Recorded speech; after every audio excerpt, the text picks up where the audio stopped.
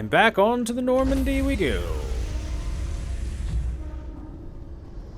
Stand by, shore party. Oh no, they're gonna make me clean. I don't want to be clean. I'm a gamer. I don't like being clean. Logged. The commanding officer is aboard. XO Presley stands relieved. Hey, better stand relieved. Hey, you know what it's a good time for? Let's talk to our crew. Hey, Joker. Commander, something you need? How's the Normandy performing? Is she everything they said she'd be? She's the best ship in the fleet, if you've got a pilot who knows how to handle her. Balance isn't what you'd expect. Takes a while to get used to that oversized drive core we got stuffed in the back, and her power can sneak up on you if you're not careful. The Normandy's probably too much ship for your average Alliance pilot, Commander. Lucky for you, I'm anything but average. I like to know my crew. Mind if I ask you a few questions? I can see where this is going. You did a background check on me, didn't you? Well, I'll tell you the same thing I told the captain. You want me as your pilot. I'm not good. I'm not even great. I am the best damn helmsman in the Alliance fleet. Top of my class in flight school, I earned that. All those commendations in my file, I earned every single one. Those weren't given to me as charity for my disease. I'm sorry? I'm sorry, Joker. I didn't even know you were sick. You mean you didn't know? Oh, crap. Okay, I've got Vrolik syndrome, brittle bone disease. The bones in my legs never develop properly. They're basically hollow, too much force and they'll shatter. Even with crutches and my leg braces, it's hard to get around. One wrong step and crack! It's very dramatic, but I've learned to manage my condition, Commander. Put the Normandy in my hands and I'll make her dance for you. Just don't ask me to get up and dance unless, you like the sound of snapping shin bones. I was born with glass bones and paper skin. Why does everyone call you Joker? It's a lot shorter than saying Alliance Flight Lieutenant Jeff Moreau. Plus, I love to make little children laugh. I was just thinking how much you remind me of Santa Claus. Look, I didn't pick the name. One of the instructors in flight school used to bug me about never smiling. She started calling me Joker, and it stuck.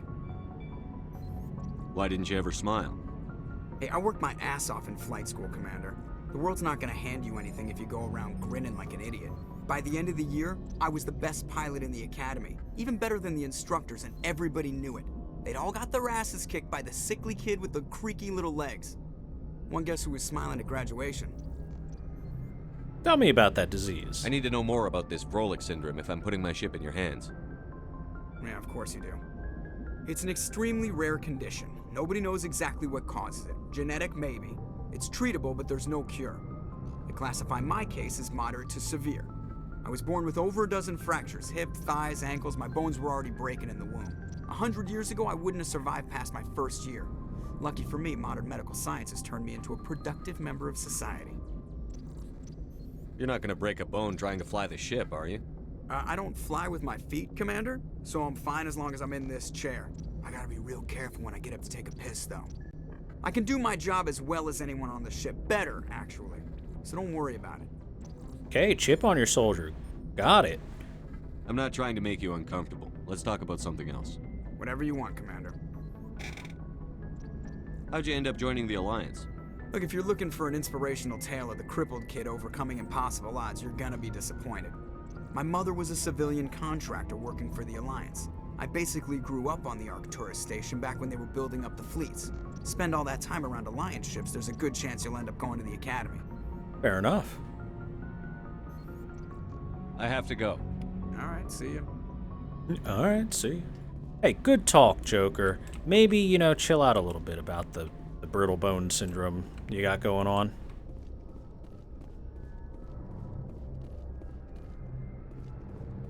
Hey, Presley, how's it going? You look, If anyone has to take over little for sullen. Captain Anderson, I'm glad it's you. I'm not sure about having non-humans on our ship, though. They're on our side, bud. We're all on the same team here, Presley. With all due respect, sir, that's what they said about Nihilus. Look how that turned out. What do you mean? Nihilus was on our side. He got shot by Saren. I'm in charge here, Presley. I decide if we have non-humans on this vessel. Yes, sir. Understood, sir. Speak freely, Presley. I want to know if you have a problem with non-humans. It's not that, Commander.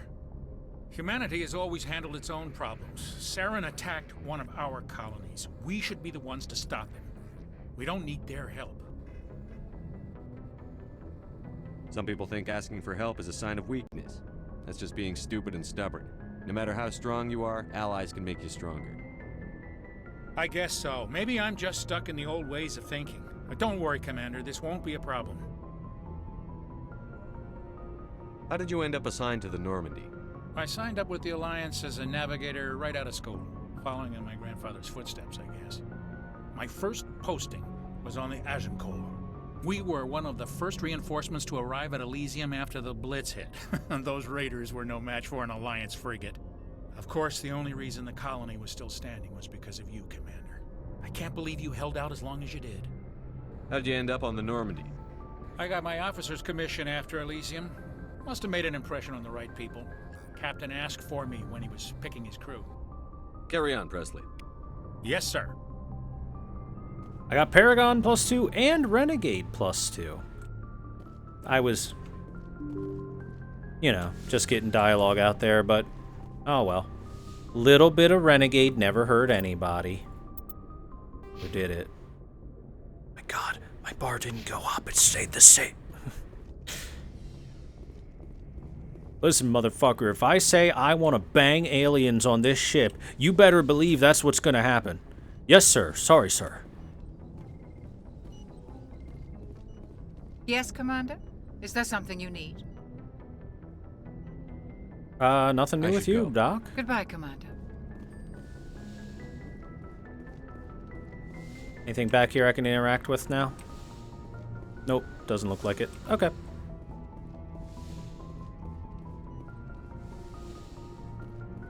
Hey, you know what would be a good idea? We've got a bunch of primary things that we haven't listened to yet, so let's, In the early 2160s, oh, the Batarians, the of Alliance course! began aggressive colonization of worlds in the Skillian Verge.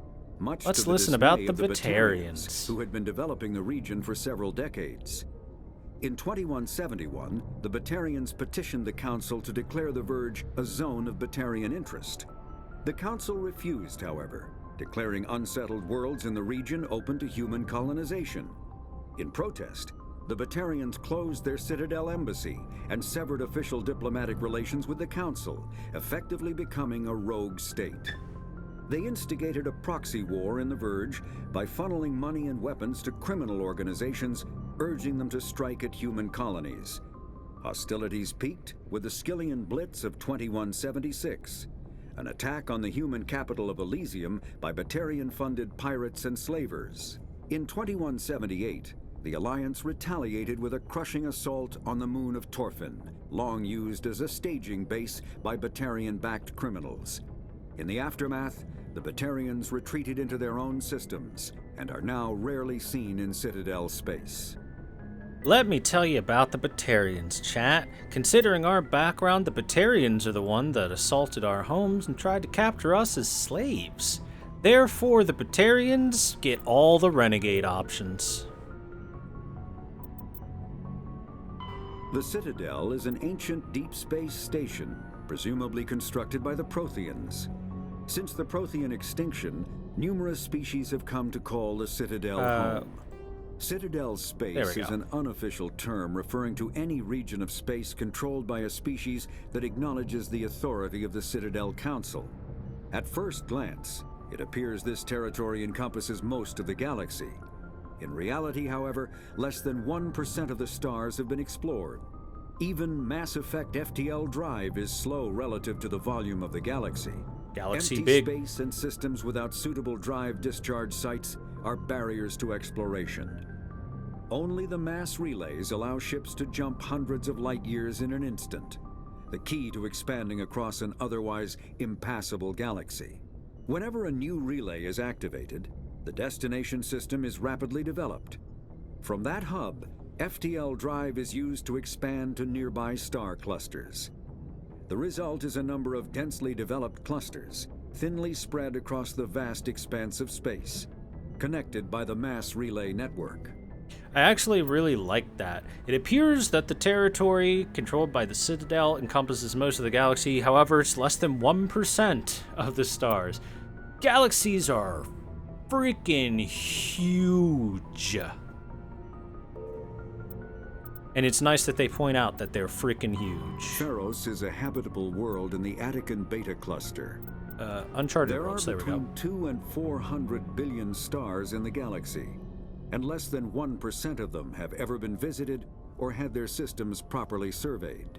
Humanity's early expansion into the Attican Traverse was haphazard, a desperate race to claim habitable planets where populations can be economically settled. Ignored in the wake of this land grab were thousands of less hospitable worlds, each potentially rich with industrial resources. The wealth of entire solar systems lies untapped, waiting for corporate survey teams or independent pioneers to discover and exploit them. However, this is not an easy task. In addition to the environmental hazards, the fact that uncharted worlds are largely ignored makes them popular bases for criminals, revolutionaries, cults, and others who wish to remain unnoticed by galactic society.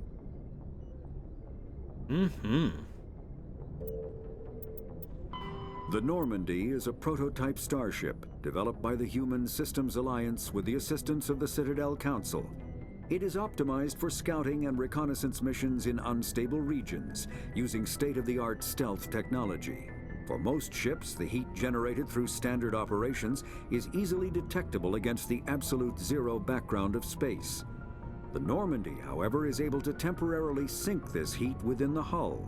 Combined with refrigeration of the exterior hull, the ship can travel undetected for hours or drift passively for days of covert observation.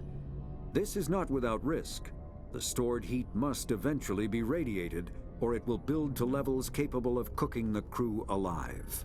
Another component of the stealth system is the Normandy's revolutionary Tantalus drive, a Mass Effect core twice the standard size. The Tantalus drive generates mass concentrations that the Normandy falls into, allowing it to move without the use of heat-emitting thrusters. So yeah, if we don't properly discharge the heat from the ship eventually will get so hot it becomes an oven. Biotics is an artificial intelligence is a self-aware computing system capable of learning and independent decision-making. Creation of a conscious AI requires adaptive code, a slow, expensive education, and a specialized quantum computer called a blue box. An AI cannot be transmitted across a communication channel or computer network. Without its blue box, an AI is no more than data files. Loading these files into a new blue box will create a new personality, as variations in the quantum hardware and runtime results create unpredictable variations. The Geth serve as a cautionary tale against the dangers of rogue AI, and in Citadel space, they are technically illegal. Advocacy groups argue, however, that an AI is a living, conscious entity, deserving the same rights as organics. Yeah, kinda. They argue that continued use of the term artificial is institutionalized racism on the part of organic life. The term synthetic is considered the politically correct alternative. Yeah, see, it's, that kind of makes sense when you get right down to it. Artificial intelligence would basically be something that is essentially alive. Combat hard suits use a mass accelerator propels a solid metal slug using precisely controlled electromagnetic attraction and repulsion. The slug is designed to squash or shatter on impact, increasing the energy it transfers to the target. If this were not the case, it would simply punch a hole right through, doing minimal damage. Accelerator design was revolutionized by Element Zero. A slug lightened by a Mass Effect field can be accelerated to greater speeds, permitting projectile velocities that were previously unattainable. If accelerated to a high enough velocity, a simple paint chip can impact with the same destructive force as a nuclear weapon. However, mass accelerators produce recoil equal to their impact energy. This is mitigated somewhat by the Mass Effect fields that rounds are suspended within. but weapon recoil is still the prime limiting factor on slug velocity. Yeah, so like I was saying earlier, it was like 2 hours ago or something, when it comes to the way that weapons work, is that they're basically just shooting a small piece of shaved off metal, but they're shooting it with such insane velocity that it's turning it into something more dangerous than a standard bullet. Medigel is a common medicinal salve used by paramedics, EMTs, and military personnel. It combines several useful applications: a local anesthetic, disinfectant, and clotting agent all in one. Once applied, the gel is designed to grip tight to flesh until subjected to a frequency of ultrasound. It is sealable against liquids, most notably blood, as well as contaminants and gases. The gel is a genetically engineered bioplasm created by the CERTA Foundation, a medical technology megacorp based on Earth. Technically, Medigel violates Council laws against genetic engineering, but to date, it has proved far too useful to ban. This is illegal, but we can make a lot of use out of it. It's okay, you can use it. As long as we can use it, you can use it. Hey kid, let's talk.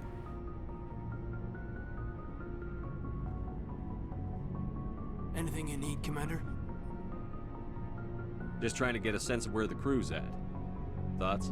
I've wasted enough of your time for now, Commander. We'll have time for personal debriefings later. What's your opinion on the last mission?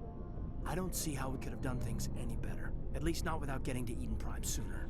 And we were on the scene faster than any other Alliance ship could have been. We'll talk another time, Lieutenant.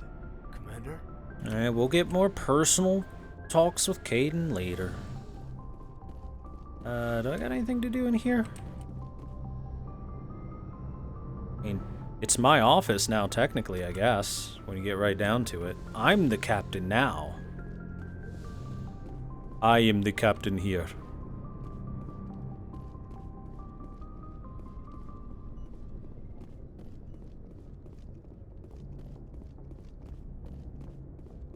Elevator time.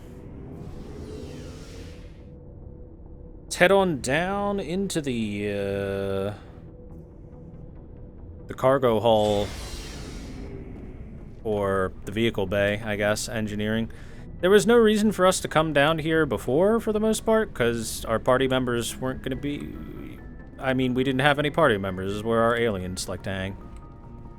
Hey, Commander. Looking for some extra supplies before you head out? What have you got? Whatever you want. Armor, weapons, mods.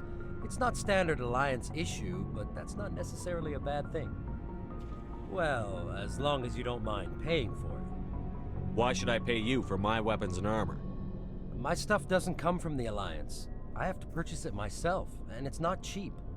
Hell, the licenses alone have set me back more than I'd like. But no licenses, no goods. Without the goods, I'm out of a job. What are licenses? Why do you need them? Manufacturers sell licenses. Each license allows me to buy and sell a certain brand of products. I already have several basic ones, but you'll need to buy more if you want me to bring in different brands. Many of the best licenses are hard to get, but they're well worth the cost if you can find them. What do the different manufacturers offer? There are too many for me to keep track of, but each license will explain what it's good for. Fair enough. How often will you get new items? Well, that depends on how many licenses you've purchased, but I'll rotate items on a regular basis regardless. And anytime we land someplace with a big enough port, I'll buy, sell, and trade whatever I can. Check back often. I need to move items quickly, so only the most basic items will be stocked consistently. Let's see what you've got. You bet, Commander. Okay, so, he also has access to all kinds of big, strong things. Omni tools are multi-purpose diagnosis and manufacturing tools. Variety of battlefield tasks. Chameleon tool. Tech cooldown go down. That would actually be good for, either Garrus or Tali.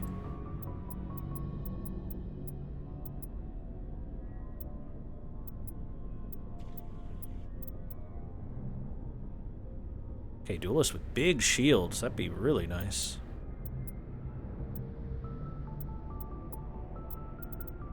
But, we're fine saving our money for now. I mean, we're gonna find plenty of armor out in the wild, so it's okay. Hey, Garrus. What's up? Thanks for bringing me on board, Commander. I knew working with a Spectre would be better than life at CSEC. Have you worked with a Spectre before? Well, no, but I know what they're like. Spectres make their own rules. You're free to handle things your way. At CSEC, you're buried by rules. The damn bureaucrats are always on your back. Shouldn't be that bad. For the most part, the rules are there for a reason. Maybe. But sometimes it feels like the rules are only there to stop me from doing my work. If I'm trying to take down a suspect, it shouldn't matter how I do it, as long as I do it. Not necessarily. But CSEC wants it done their way. Protocol and procedure come first. That's why I left. So you just quit because you didn't like the way they do things? There's more to it than that. It didn't start out bad, but as I rose in ranks, I got saddled with more and more red tape. CSEC's handling of Saren was typical. I just couldn't take it anymore. I hate leaving. I hope you made the right choice. I'd hate for you to regret it later. Well, that's sort of why I teamed up with you. It's a chance for me to get off the Citadel, see how things are done outside CSEC. Either way, I plan to make the most of this. And without CSEC headquarters looking over my shoulder, well, maybe I can get the job done my way for a change. If getting the job done means endangering innocent people, then no. We get the job done right, not fast. Got it? I wasn't trying to. I understand, Commander. Good boy, Garrus. Good boy. Oh, hey. Mako. Commander, good to see you. What you doing down here, Ashley? Commander? What's your opinion on the last mission? Kinda wish you'd got there sooner, Commander. No offense, I appreciate the rescue. I just wish... You wish we'd been able to save the rest of your unit? Yes, sir. If I had been more alert, we wouldn't have been cut down by an ambush. The Geth are perfect ambushers. They don't move, they don't make noise, they don't even breathe. Sir, they have flashlight heads. I'll make sure it doesn't happen. Yeah, they do have flashlight heads. Do you have a few minutes to talk one-on-one? I'm sorry, Commander. I need to get my duty squared away. I wouldn't mind talking more later, though. Okay. Dismissed, Chief. Sir. It's fine. I want to go talk to Rex anyway. How you doing, Rex? Nice ship you've got, Shepard. What can I do for you? What's your story, Rex? There's no story. Go ask the Quarian if you want stories. Come on. You Krogan live for centuries. Don't tell me you haven't had a few interesting adventures. Well, there was this one time the Turians almost wiped out our entire race. That was fun. I like Rex's dark humor. I heard about that. You know, they almost did the same to us. It's not the same. It seems pretty much the same to me. It's not the same, Those your Shepard. people were infected with a genetic mutation. An infection that makes only a few in 1,000 children survive birth. And I suppose it's destroying your entire species? Fair I point. suppose it isn't all the same. I don't expect you to understand, but don't compare humanity's fate with the Krogan. Sorry, Rex. I wasn't trying to get you upset. Your ignorance doesn't upset me, Shepard. As for the Krogan, I gave up on them long ago. The genophage infected us, but it's not what's killing us. What can you tell me about the genophage? Ask the Solarians if you want details. They made it. All I know, it makes breeding nearly impossible. Thousands die in stillbirth, and most never get that far. Every Krogan is infected, every one, and no one's rushing to find a cure. This is like the most horrific possible kind of genocide that could be committed. A slow apocalyptic situation. Every single Krogan has their reproductive organs just infected with, like, super cancer. you're able to conceive the child, but the child dies in the womb almost every single time. That's pretty horrible. Why don't the Krogan try to find a cure? When was the last time you saw a Krogan scientist? You ask a Krogan, would he rather find a cure for the genophage or fight for credits? He'll choose fighting every time. It's just who we are, Shepard. I can't change that. Nobody can. That's tough, buddy. Are your people really dying? We're sure not getting any stronger. We're too spread out. None of us are interested in staying in our own system. Lots of species have left their homes and prospered. But they go to colonize new worlds. We're not settlers. We're warriors. We want to fight. So we leave. Hire ourselves out. And most of us never go back. So long, Rex. Shepard. Shepard. Ah, I love that. Shepard.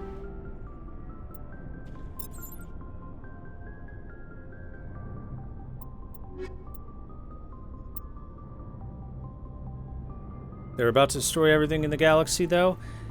They were going to, well, less destroy everything and more conquer everything in Citadel space.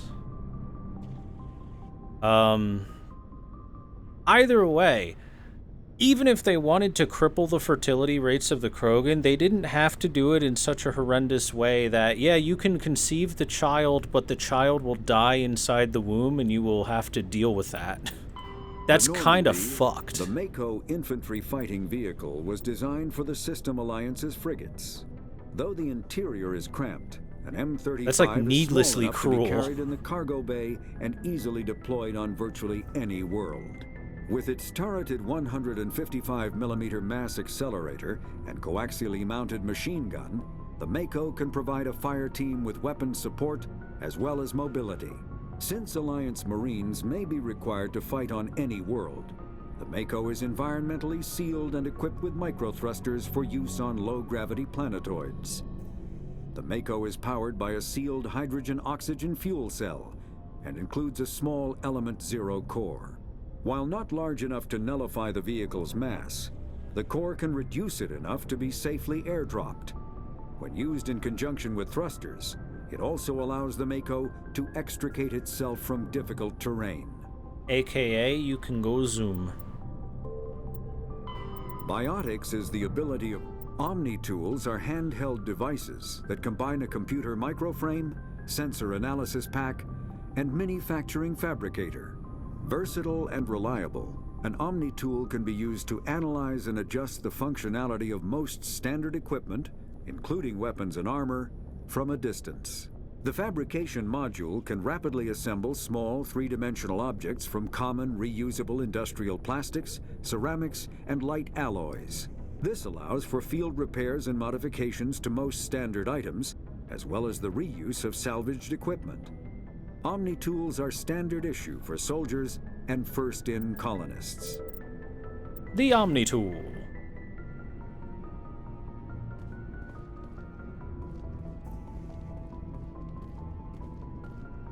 And not only that, but remember, Rex said that every Krogan is infected, so it's not just like the Krogan females are infected and they can't reproduce with their own species. Krogans probably went out and tried to reproduce with other species, and even that went fucking wrong. Boop, boop, boop, boop, boo. So yeah, it's kind of horrific. Kind of really horrific when you get right down to it.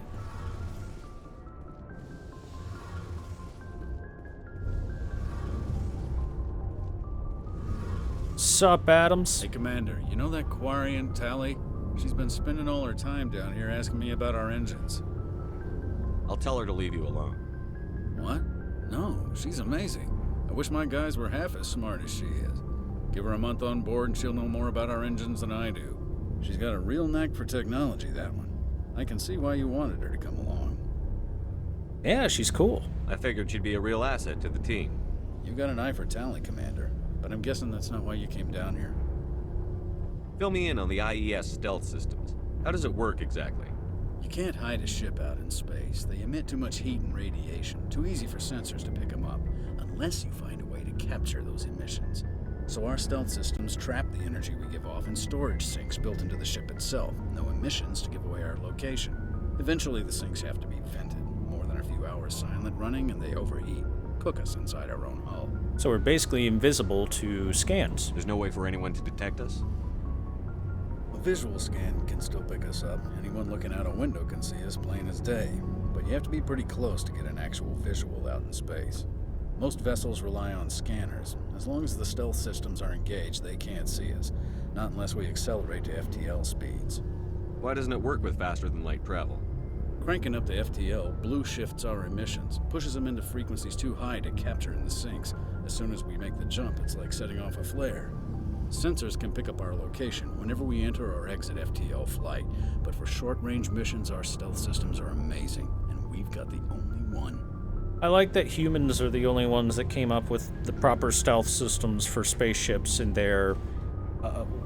how many years out in space? Not a lot. Well done, humans. What if we just took all the heat and pushed it someplace else? Genius. Where else have you served, Adams? If you name a class of Alliance ship, I've probably served on it. Everything from dreadnoughts and carriers right down to frigates like the Normandy. My last assignment was on the Tokyo, only a cruiser, but she was a good ship. Couldn't hold a candle to the Normandy, though. Also, I like how Adams is like, yo, that Tali girl, the Quarian, she's awesome. Like, absolutely no prejudice towards aliens whatsoever. I want to know more about the Normandy. Good man, Adams. She's the best ship I've ever served on. Probably the fastest vessel ever designed. And she's the only one using the new Tantalus drive core. What's so special about the Tantalus drive core? Proportionally, it's about twice the size of any other vessel. Not only are we faster, but we can run at FTL speeds longer before we have to discharge the core. Carry on, Adams. Aye, aye, Commander. Field integrity monitor. Oh my god, there's so many codex entries in the secondary tab now. Hello, Tali. Nice butt. How you doing? Your ship's amazing, Shepard. I've never seen a drive core like this before. I can't believe you were able to fit it into a ship this small. I'm starting to understand why you humans have been so successful. I had no idea Alliance vessels were so advanced. Well, normally they're not. The Normandy's a prototype. Cutting-edge technology. A month ago, I was patching a makeshift fuel line into a converted tug ship in the flotilla. Now, I'm sitting on board one of the most advanced vessels in Citadel space. I have to thank you again for bringing me along. Traveling on a vessel like this is a dream come true for me. I had no idea you found ship technology so interesting. It comes with being a Quarian. The migrant fleet is the key to the survival of my people. Ships are our most valuable resource. But we don't have anything like this. We make do with cast-offs and second-hand equipment. We just try to keep them running for as long as we can. Some of the fleet's larger vessels date all the way back to our original flight from the Geth. That was a long time ago. I can't believe your fleet's still using ships that are 3 centuries old. They're constantly being repaired, modified, and refitted. They aren't pretty, but they work. Mostly. That's the equivalent of the Bethesda engine that they have been using for the games that they make for like 25 years. But some things we just can't make on our own. A patch to maintain the hull integrity requires raw materials we just don't have. That's why our pilgrimages are so important. Tell me about your people. Our lives aren't easy. Resources are scarce, and we are constantly on the move. Everything we do must in some way contribute to the continuation of the migrant fleet. There are 17 million Quarians in the flotilla, and each of us relies on the others for survival. The bonds among my people are strong. Unfortunately, we have had to surrender many of the freedoms and civil liberties other species take for granted. Such as? What kind of freedoms? Well, it's illegal for parents to have more than one child. If our population grows too much, it would strain our resources to their breaking point. Of course, we also can't allow our numbers to become too few. If our population is in decline, the rule against single births is temporarily repealed.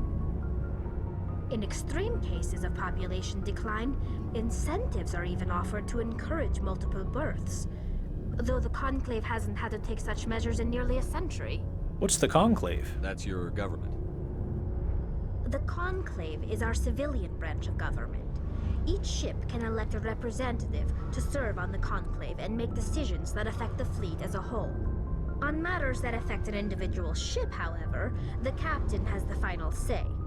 It's a tradition that dates back to the early days, when the fleet was governed by martial law. Fortunately, most captains nowadays are smart enough to have an elected council from their crew to give them advice and guidance. Democracy! So the ultimate power rests with elected officials. In practice, the Conclave and the respective council for each ship tend to set the rules that govern our daily lives. But in theory, we are still under military jurisdiction. The 5 top-ranking military officials in the fleet serve on the Admiralty Board. These 5 have the power to overrule any decision by the Conclave in case of emergency. To do so requires unanimous agreement among the Admiralty, and they can only do this once. After that, the entire board must resign their posts. It's a safeguard that served us well. In nearly 3 centuries, the Admiralty Board has only overruled the Conclave 4 times. That's actually a pretty good system. It's not bad at all. By the way, I want to point out 17 million Quarians. Now think about that number. Think about 17 million. That's not that much. I'm going to do a quick Google look.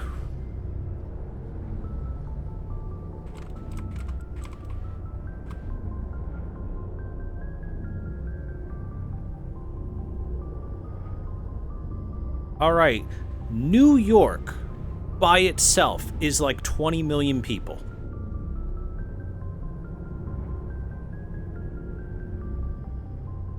So to think about that, this is just entire planets unwilling to take on the population of just New York onto the entirety of the planet to help these people out. Kind of shitty when you come right down to it. I want to know more about the Geth.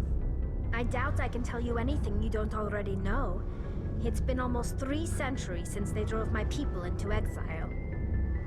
All I know is the story of their origins, what they were when we created them, and how they turned on us. Interesting. The Geth were originally created to serve as an automated manual labor force. Initially, their intelligence was as limited as any VI. Over time, we made small modifications to their programming to allow them to perform more varied and complex tasks, bringing them closer and closer to true AI status. Isn't AI research illegal? How come the Council didn't step in and stop you? This wasn't true AI research. We may have been skirting the bounds of the law, but we never did anything that was actually illegal. The changes were so insignificant, so gradual, that we were able to control them. Or so we thought. Uh-huh. But one thing we underestimated was the power of the neural network. A million Geth thinking simultaneously created an inherently unstable matrix. So, the Geth share brain power? Many of the Geth's logic systems were designed to work in concert with other nearby Geth. Basically, the more of them you have in a group, the smarter they are. So you literally made a hive mind. So there's some sort of group consciousness? No, nothing like that. They cannot share sensory data or information. Their programming cannot handle that much simultaneous input. Each Geth maintains an individual awareness and identity. The neural network only operates on a process-based level. It's basically the synthetic equivalent of a subconscious. But when they're in close proximity, they can coordinate low-level functional processes, freeing up more capacity for original or independent thought. That doesn't make any sense. I'm probably oversimplifying. The Geth are incredibly advanced and complex creations. All you need to know is that they get smarter when they gather in large numbers. As we built more and more Geth, their effective intelligence became more sophisticated, more abstract. One day, a Geth began to ask its Quarian overseer questions about the nature of its existence. Am I alive? Why am I here?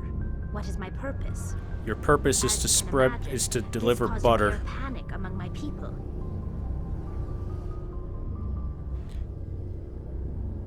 I don't see what's so bad about those questions. The Geth were created to engage in mundane, repetitive, or dangerous manual labor. That's fine for machines, but it won't satisfy a sentient being for long. Oops, we created a new race. Signs of rudimentary self-awareness and independent thought. If the Geth were intelligent, then we were essentially using them as slaves. Oops. It was inevitable Enslaved a the newly race. sentient Geth would rebel against their situation. We knew they would rise up against us, so we acted first. A general order went out across all Quarian-controlled systems to permanently deactivate all Geth. The Geth responded to this order violently. Yeah. I wonder why. You can't blame them for fighting for their survival. We had no other choice. The Geth were already on the verge of revolution. By acting quickly, we had a chance to end the war before it began. The hope was that most of the Geth would still be little more than machines, incapable of organized resistance. But they had progressed much further than anyone anticipated. The war was long and bloody.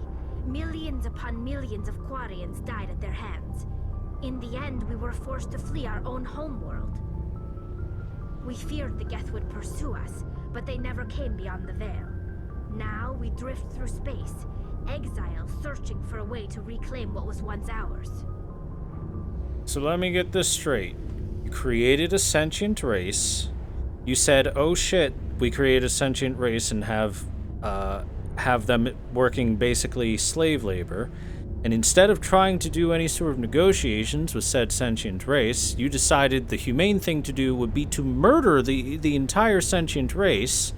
The sentient race naturally defended themselves because they're sentient and realize they're alive and don't want to die, and you lost your home planet and lots of lives for it. It sounds to me like the Quarians fucked up royally hard on this one. No offense to you, Tali, you seem pretty cool so far, but holy shit, your race made it the biggest, dumbest mistakes in rapid-fire succession. It's hard to feel sorry for you. Your ancestors tried to wipe out another species. We made a mistake when we created the Geth in the first place, but we did not make a mistake when we went to war against them. I beg to differ on that one, Tali. Tali. They would have wiped us out. They're a synthetic life form. They have no use for organics. None. Why do you think they cut themselves off from the rest of the galaxy? Why do you think they've killed every organic being who's ever tried to contact them? Because the last organic beings that was in contact with them tried to genocide them. They didn't kill Saren. What does that tell you? The Geth are not innocent victims in all this. They're the enemy. They want to destroy us. Not just the Quarians. All organic life. That's why they've joined up with Saren. And that's why we have to stop him. Personally, I find it hard to believe that the Geth originally wanted to genocide all organic life. I think you might have created this monster yourself, Frankenstein race. Yeah, I've never been very sympathetic towards the Quarians' plight in that. I'm pretty sure they grabbed a gun, they shot themselves in the foot, and then they pointed at their toaster and said, "That toaster shot me in the foot, how dare they?"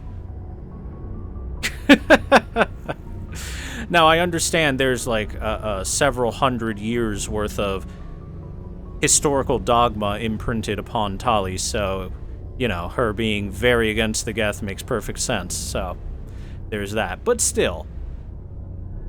I want to know more about the pilgrimage. When my people reach maturity, we leave our birth ships and seek acceptance with a new crew.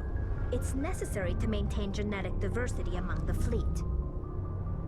But no ship wants to accept someone who will be a burden on them. So, to prove our worth, we embark on a pilgrimage. We set out alone, leaving the flotilla and our families behind us. We only return once we have found something of value we can bring back to the fleet. This is presented as a gift to the captain of the respective ship we wish to join. If the gift is accepted, we are welcomed into the crew. Do they always accept? Can a captain choose to reject the gift? That doesn't happen often. Most captains are eager to increase the size of their crew.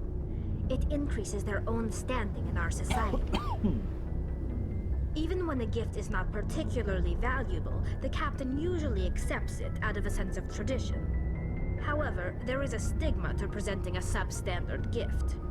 It's not the best way to make a good impression on a new community. Most pilgrims don't return until they find something worthwhile. Sounds dangerous. I can't believe they just send you off alone. It's not like they just cast us out. Before we leave, we are given lessons in how to survive outside the flotilla, and given gifts to help us on our journey. We also receive implants to fight off sickness and disease. Generations of living in an isolated and highly controlled environment have left our immune systems weaker than most. By the time we leave the fleet, we are well equipped for the pilgrimage. This is a rite of passage for all Quarians. If it were dangerous, our numbers would suffer. Virtually every pilgrimage ends with a triumphant return and the ritual presentation of the gift to one of the fleet's captains. I want to talk about something else. Like what? I should go. See you later.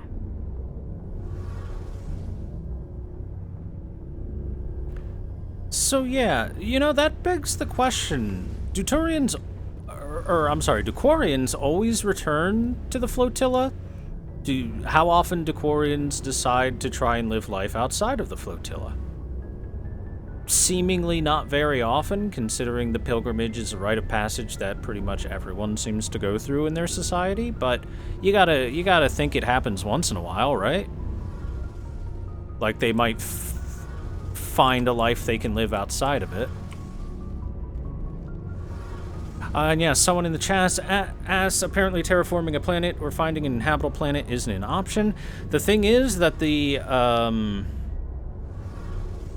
Quarians have been remaining inside of Council space for the entirety of their exile from their planet. When it comes to how the Council is treating them, the Council does not at all like that the Geth exist, because that is a perfectly inhabitable planet suddenly turned into an uninhabitable planet because of the Quarian fuck-ups. And B, they don't want to give the Quarians any sort of these in-Council territory lands because of that massive fuck-up. So there's this stigma towards the Quarians in general, which has been passed throughout all the different Council races, which is probably why they haven't been able to find a place to settle for the most part. On top of that, there comes to the part where the Quarians need to find a suitably habitable world for their specific physiology and everything like that, which might be slightly harder than some of the other races out there. So it might just be so it's a combination of factors. The biggest factor being that the Council does not like the Quarians because of the Geth. And because the Council has so much sway across the known galaxy, I should say, the explored galaxy, that would make it incredibly hard for the Quarians to get a planet all to themselves, let alone a species welcoming the entire Quarian race in. Now, again, I personally say there's just like 10 to 20 million of you. That's it. That's a blip on the radar of a planet. That's a large metropolitan city population. I think that most planets could handle that without too much issue. So I'm personally on the side that the Council's being a bunch of bitches. And the Council races on top of it are being a bunch of bitches about the whole situation. I mean, no doubt the Quarians fucked up. The Quarians definitely messed up in their handling of the Geth, but they kind of paid 300 years of price for it by now, guys. You could throw them a bone and let them, you know, live on a planet somewhere. I don't think that's too unreasonable. Anyway, we've talked to all of our allies now, and we've got the basic backstory on our alien friends. Garrus wants to get away from the red tape that is holding him back from being able to murder everyone that he deems murderable. He basically wants to be a dictator, and every time he sees that someone is worth murdering, he wants to murder them with impunity. Alright, so that's Garrus's backstory. Rex's balls don't work, and he's really upset about it. And Tali's entire race made a huge fuck-up, and the entire race also kind of refuses to admit that their fuck-up could have gone differently. They're very hard-headed about that fuck-up. And that's what we know about our alien friends now. Yay!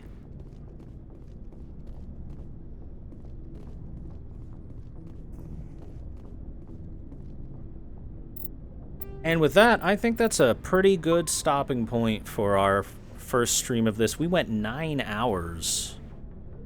It's pretty easy to just get wrapped up and absorbed into the Mass Effect world and go for a while. Oh, man.